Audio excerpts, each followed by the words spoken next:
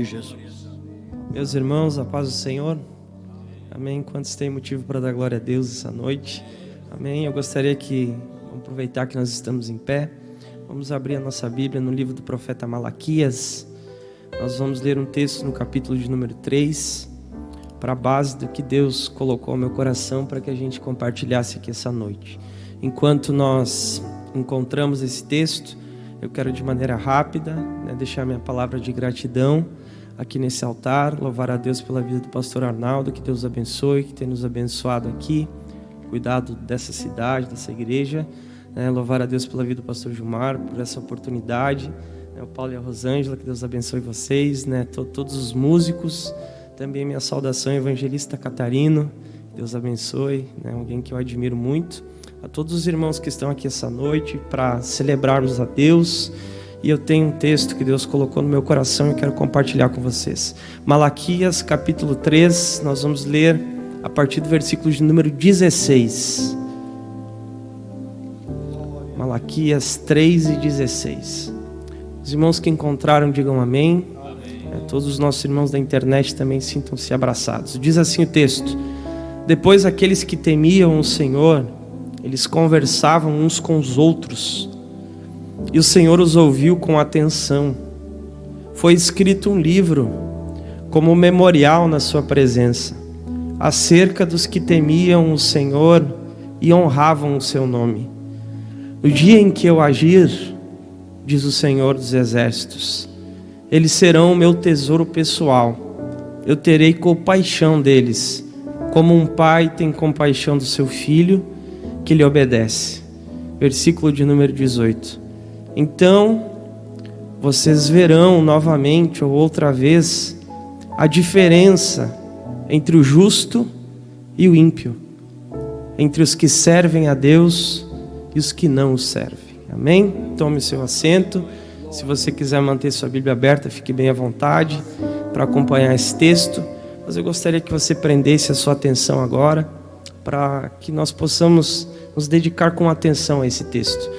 Meus irmãos, eu sei que é complicado para nós, nós nunca imaginamos atravessar um momento como esse, Obviamente todos aqui de alguma maneira foram ou estão sendo afetados de alguma maneira, Alguns talvez mais, outros talvez menos, mas o fato é que nós estamos diante uma das maiores mudanças que o mundo já experimentou. E de uma maneira muito rápida, se nós vermos, nós de uma hora para outra a gente está tendo que redimensionar os nossos hábitos, nós temos que tomar cautelas, cuidados, que até então não faziam parte do nosso dia a dia. Mas o que você percebe, por exemplo, que essa pandemia, ela não afetou apenas o rico, ela também afetou o pobre, ela não afetou apenas o crente, ela afetou também o ímpio, ela não afetou também apenas o espírita, ela também afetou o católico. Então todos nós estamos envolvidos dentro disso.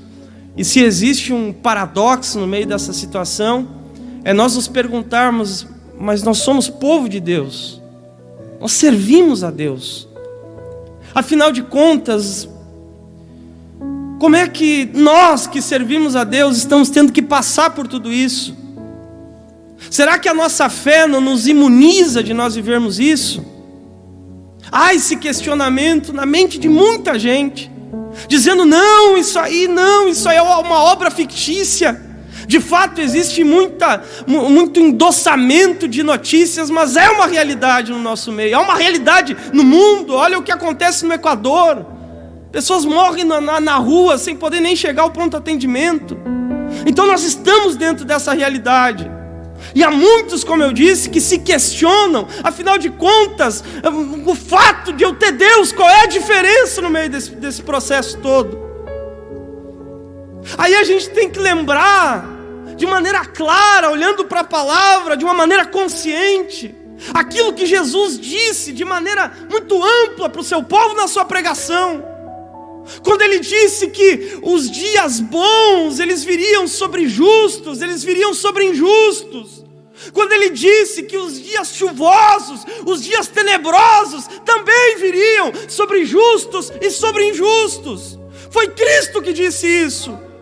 Então a nossa fé, ela não nos imuniza, mas entenda uma coisa, a nossa fé nos transforma, ela é transcendente. Você está entendendo? Então é isso que Deus faz na gente. Ele não coloca uma bolha e me joga aí, dizendo: Dilson, você não vai ser afetado por nada. Não, o que Ele coloca é uma verdade no meu coração, que Ele me sustentará em tudo que eu vou passar. Foi isso que Ele disse. Então todos nós estamos de alguma maneira expostos ao que está acontecendo. Só que o que é mais esperançoso no meio desse processo é esse texto que nós lemos, essa palavra do profeta Malaquias, num momento complicado, num momento espiritual absolutamente complicado, onde as pessoas tinham se esquecido de Deus, onde as pessoas, inclusive o povo de Deus, dava para Deus o que Deus não merecia, eles, como se nada tivesse acontecendo. Só que no meio dessa desolação inteira, no meio dessa injustiça inteira, no meio dessa crise inteira, Malaquias se levanta e diz isso: mas haverá uma diferença entre aqueles que servem e aqueles que não servem a Deus. Então Malaquias, ele se levanta com essa palavra, dizendo o seguinte: olha, pode ser que um e o outro vão viver o mesmo processo, mas haverá uma diferença entre um e outro. É como se ele dissesse o seguinte: algumas coisas vão ficar claras. Eu não sei se é essa a impressão que você tem, mas eu tenho visto que isso que nós estamos experimentando está revelando quem é quem.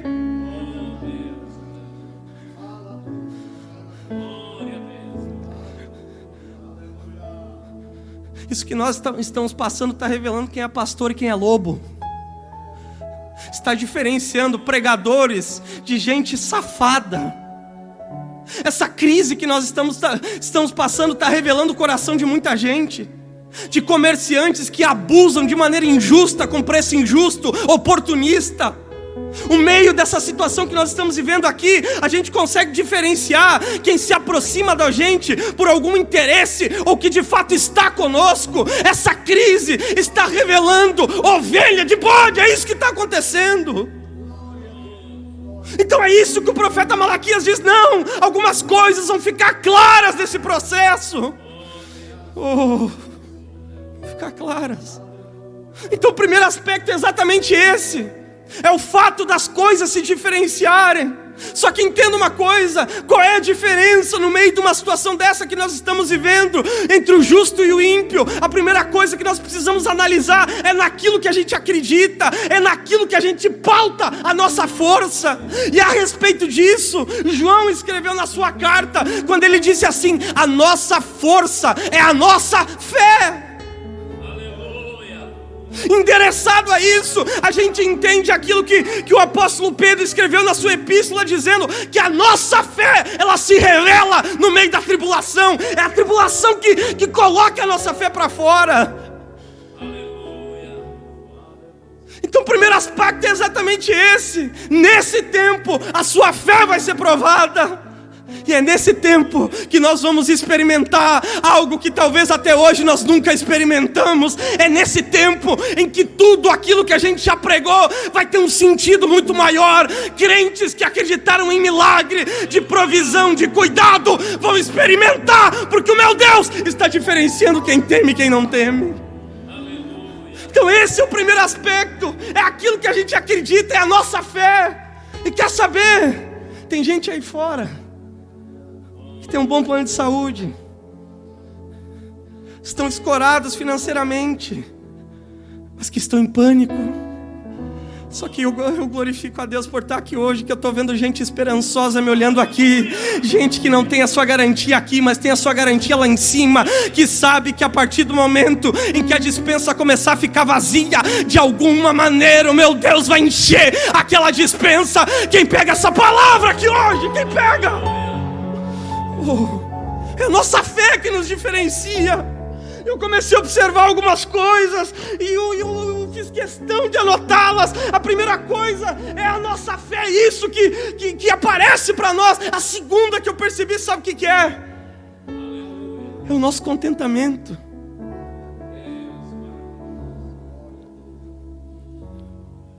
É aquilo que a gente pauta a nossa alegria. Porque há pessoas que elas pautam alegrias delas numa satisfação aqui, gerada por um bom conhecimento, gerada por uma boa empresa, gerada por um bom plano de saúde, gerada por um carro bom, gerada por alguma coisa. Só que entenda, tudo isso aí é volátil nessa hora. Você pode construir a melhor casa, mas isso não gera garantia nenhuma. Então a nossa diferença daqueles que não temem a Deus é exatamente essa. A nossa alegria não está em algo circunstancial que a gente pode conquistar aqui, mas a nossa alegria está lá em cima, no nosso Deus, o nosso poderoso Deus. E é por isso que o apóstolo Paulo, ele escreve para a igreja de Filipos, e ele diz assim: alegrai-vos, outra vez, alegrai-vos. E olha o que ele diz na sequência: porque perto está o Senhor. Feche os seus olhos, levante a sua mão. Perto está o Senhor. Você já pode começar a contemplar sua vitória, que será eterna, porque perto está o Senhor. Nós logo, logo seremos arrancados dessa terra. A nossa alegria não está aqui. E é tão interessante isso, porque esse foi um conflito que os próprios apóstolos passaram. Jesus deu uma ordem para eles: eu quero que vocês vão, preguem o evangelho, curem os enfermos, pratiquem a fé de vocês. Aí eles vão, pregam, curam, voltam, e eles chegam para Jesus todos impactados pelo que eles fizeram, dizendo: olha, Jesus, as enfermidades se renderam. Aí Jesus olha para eles: vocês estão felizes por causa disso? Vocês estão felizes porque vocês pregaram bem? Não. Vocês têm que estar felizes porque o nome de vocês está escrito no livro da vida. Vocês não têm que estar felizes pelo rendimento, pela capacidade intelectual que você tem, não. Você precisa resgatar a alegria do seu nome estar escrito no livro da vida. Meu irmão, a partir do momento que a pressão vier, porque está vindo com tanta notícia nojenta, você precisa resgatar a melhor notícia que você já recebeu, que o seu nome está escrito no livro da vida. Então essa é a segunda realidade, é que a nossa alegria não é palpável, ela não está aqui, ela está lá em cima. Oh, glória. A terceira coisa que eu percebi, ela está nessa profecia aqui, do capítulo 3, no verso 16. Porque a Bíblia diz o seguinte, que nesse tempo profético aqui, os injustos estavam triunfando. Dava a impressão que valia mais a pena você fazer a coisa errada do que a coisa certa. Dava a impressão que quem fazia errado chegava primeiro que os outros. E eu não sei se você tem essa percepção, mas às vezes desse mundo que a gente experimenta, eu tenho essa impressão, que gente fraudulenta é importante, gente que pisa nos outros parece que tem valor, parece que é muito mais difícil você se conservar no princípio, na palavra, de maneira idônea, de maneira correta. E às vezes a gente vê esses camaradas triunfando, a gente vê essas pessoas simplesmente pisando em cima das outras, e a gente chega até a pensar: poxa, mas quando isso vai acabar? Só que olha o que está escrito aqui. A Bíblia diz isso, que Deus ouviu os que temiam a Deus conversando. Sabe qual a nossa diferença para aqueles que não temem a Deus? Deus nos escuta.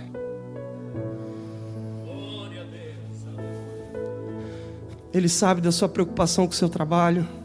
Ele sabe da sua preocupação com a sua casa. Eu estou pregando para gente aqui, para mães que talvez o filho mora do outro lado do estado. Eu estou pregando para gente aqui que talvez a família está toda despedaçada. Mas meu irmão, enquanto você fala, Ele te ouve de maneira atenta, porque é isso que está escrito aqui. Então a diferença entre os que servem e os que não servem é que nós temos um Deus que está nos ouvindo agora. Então você pode falar aí da dificuldade que te trouxe hoje, você pode falar dos dilemas que você está carregando por esses dias, porque o meu Deus está ouvindo o que você está falando. E muito mais do que isso, olha o que a Bíblia diz, que enquanto Ele escuta, há um livro, há um memorial de tudo que você vive. Eu não sei se você já passou por isso, mas às vezes a gente parece que faz uma coisa boa, parece que isso fica oculto. parece que o líder não vê, parece que o fulano não viu, parece que... E a gente, por mais que a gente diga que não queira esse reconhecimento, mas a gente tem essa vontade, ainda que lá no fundo, de alguma vez, de alguma maneira, nós sermos, de alguma maneira, então respeitados por aquilo que a gente fez. Só que entenda uma coisa, a recompensa que Deus tem para você não virá da mão do homem, a recompensa que Deus tem para você virá da mão de um Deus todo-poderoso, que jamais vai te aprisionar por aquilo que você fez. Então há um memorial. Então nós servimos, a diferença é essa, nós servimos um Deus que nos ouve. E o quarto ponto que eu quero encerrar aqui, esse texto aqui diz o seguinte: no dia em que eu agir. Sabe o que é isso? É a revelação de um Deus que não está parado. E nós temos essa mania de pegar o agir de Deus e jogar ele para o futuro. Às vezes até evangelizando a gente diz assim: olha, Deus vai fazer alguma coisa com você, Deus vai tocar em você, Deus vai curar você. Só que a gente esquece aquilo que Jesus escreveu no seu próprio evangelho, aquilo que ele declarou no seu próprio evangelho, quando ele disse assim: eu e o meu Pai trabalhamos até agora. Ou seja, Jesus não é que ele vai fazer, é que ele já está fazendo alguma coisa. Não é que ele vai abrir a porta, é que ele já está abrindo. É que você que não percebe, mas o meu Cristo agora, ele está fazendo alguma coisa para aquele que o teme. Entenda e pega essa palavra. É que ele vai. Ele não é alguém que espera as coisas. Não, estou esperando para ver o que eu vou fazer. Não, o meu Deus age. E olha como ele age. Malaquias diz o seguinte: que ele age com compaixão. Troque essa palavra por um sinônimo muito parecido. Ele age com cuidado. E essa é a diferença maior daqueles que servem para aqueles que não servem a Deus. Nós servimos alguém que nos trata com cuidado. Se coloque de pé aqui essa noite. Glória a Deus, glória a Deus. Oh, mestre amado, te adoramos pela tua palavra. Olha o que Malaquias disse. Ele age com compaixão, com cuidado. E olha a relação que ele faz. Um cuidado de um pai para um filho. Só quem experimentou aqui a experiência da paternidade sabe o que é isso. De Deus disser que Ele te cuida como um pai para um filho. Aleluia.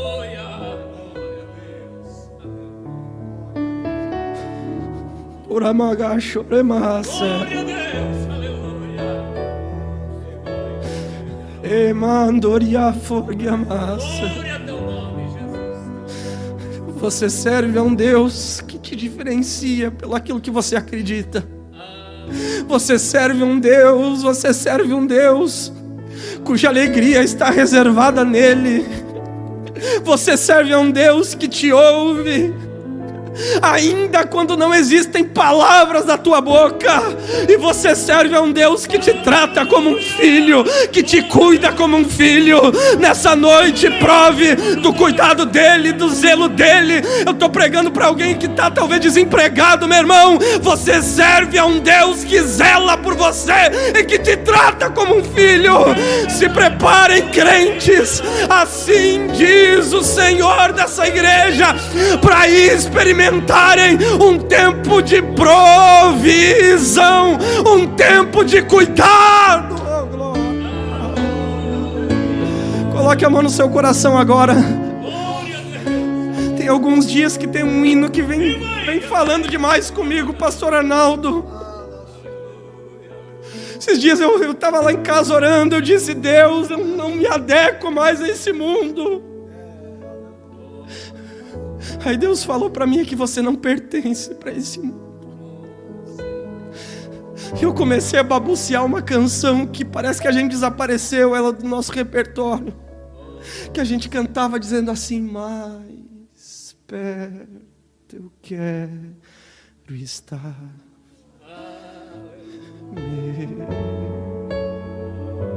Feche os seus olhos, o grupo canta essa canção. Aonde você estiver agora, Você é profissional liberal, crente, o meu Deus vai cuidar de você. Você que perdeu o emprego essa semana, o meu Deus vai cuidar de você.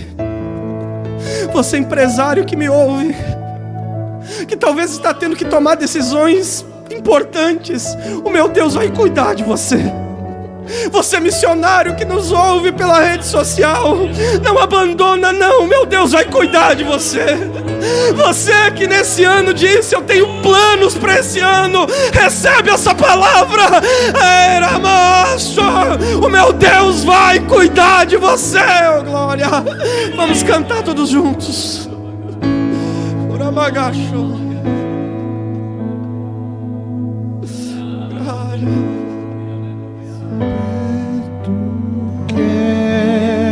Está, meu Deus, de ti. Sinta o cuidado dele aqui hoje. A paz que excede todo o entendimento alcançará aqueles que o temem. Nunca se ouviu falar de um Deus que trabalha para aquele que Senhor.